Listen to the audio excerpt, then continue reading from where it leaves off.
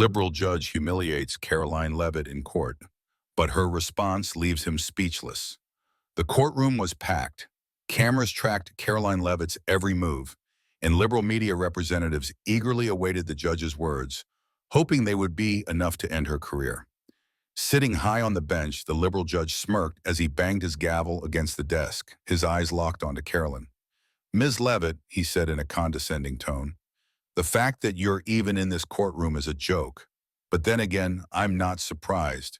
People like you have mastered the art of playing the victim." A wave of laughter rippled through the courtroom. Karoline held her head high, showing no signs of fear.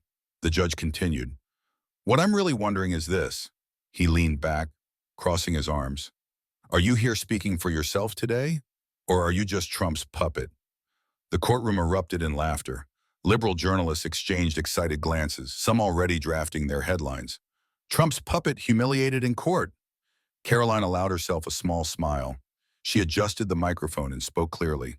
"Your Honor," she said, maintaining eye contact, "I assume you don't speak this way to the women on your side, do you? Would you ever call AOC or Kamala Harris a puppet, or do you only reserve that insult for conservative women?" A heavy silence fell over the room. The judge's smug grin disappeared instantly. Karoline continued, "You call me a puppet because I dare to voice opinions you don't like.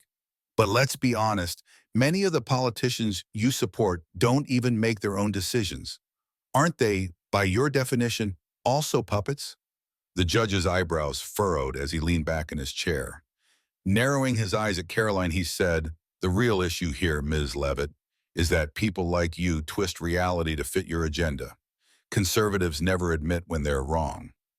Karoline tilted her head slightly and let out a soft chuckle.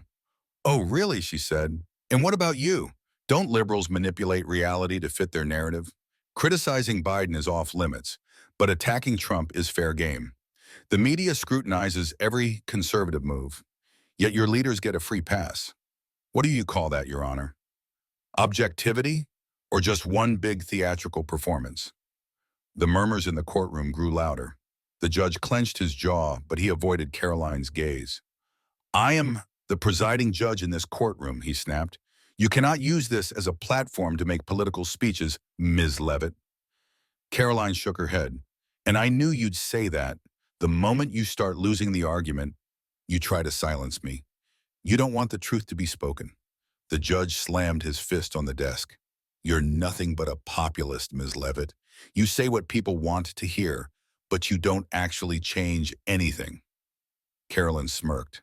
"And yet the irony is that you do the exact same thing, Your Honor. The only difference is, at least I know who I'm fighting for. You don't even realize you're just another pawn." Gasps spread through the courtroom. A few journalists were hastily scribbling notes. The judge's face turned red with anger. "I will not tolerate this nonsense any longer," he barked. "This courtroom is a place of law, not a stage for political propaganda." Karoline folded her arms, a subtle smile on her lips. "And yet, when has the law ever not been used as a political weapon by people like you?" Silence fell once more. The judge had no words. Karoline's eyes gleamed with confidence and victory. This wasn't just a courtroom, it was the stage where the world saw just how broken the liberal establishment had become.